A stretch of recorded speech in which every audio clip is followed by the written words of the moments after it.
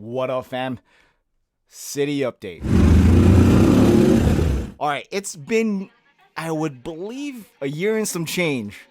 I think all of 2022 and most of 2021, I haven't really posted an update on my LEGO City. And for those of you that didn't know and haven't noticed the monstrosity behind me, I have a LEGO Shelf City. It's not something that I've coined. I feel like a lot of people have used my setup as inspiration to do shelf cities and to make it more acceptable to have this as a format. So let's just catch everybody up. I have a small office in my house. I think it's 14 feet by 14 feet by 12 feet. So unfortunately for me, I don't have a large LEGO space to be able to house a huge LEGO city like those of my friends or those others on LEGO YouTube who have these giant monstrosities of towers and things like that. I have to make do with the space that I have, and fortunately for me, I have a space to actually have LEGO in it. So when I used to run the Urban Outfitters in Canoga Park, I decided to take a 4x7 table that we were about to toss out and turn it into a shelving unit. And with the 4x7 piece of plywood, I was able to cut it into 3 levels, added some piping,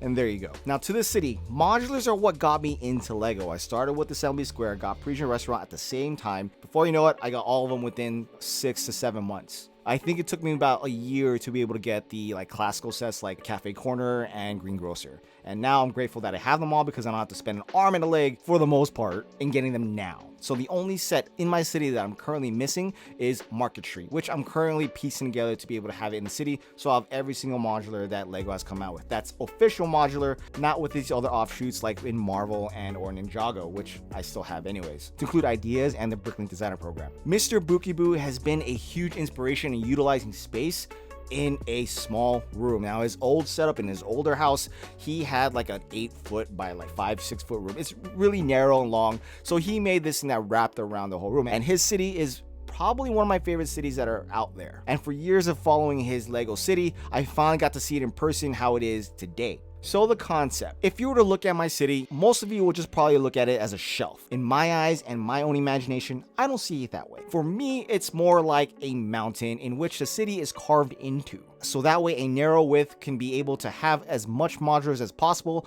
on that city, losing the shelf facade and having this mountain that you're looking at, which the illusion of the city on a mountain is very hard to convey. So I've taken it upon myself to order as much gray slopes and burps that I can get from Bricks and Pieces and eventually be able to stack the background to it. So the setup that I have right now, I at least want to show off before I rearrange it for the new modular that's coming up. And the way my city is currently set up, I have 3 different districts. The top shelf being the business district where all the dealings and stuff happen. The middle shelf is the bougie section where all the rich stuff happens. And the bottom level is the hipster part of the city. Oh yeah, and the bottom level is like a military base with the Ninjago district, with the cherry blossoms being the ultimate theme of the entire mountain, called Cherry Blossom Rock. Now this name's kind of had a few iterations over the years, but Cherry Blossom Rock's pretty much where I'm leaving it. Now eventually all city buildings need to come to a point where they're out of room, and I'm technically almost out of room. I could kind of take stuff out. I also have plans to light up the whole thing, in which I only have 5 lighting systems right now and 3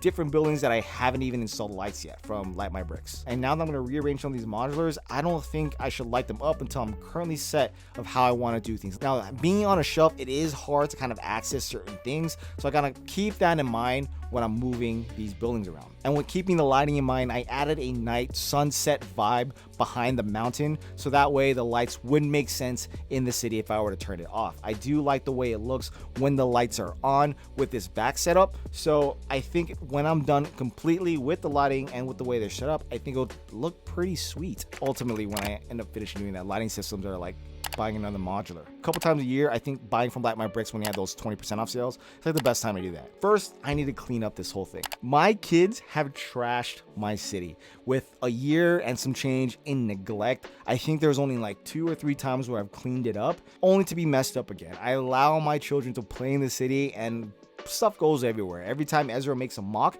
he ends up just putting it in the city somewhere. So a lot with what's in front of me has to kind of be cleaned up and changed out.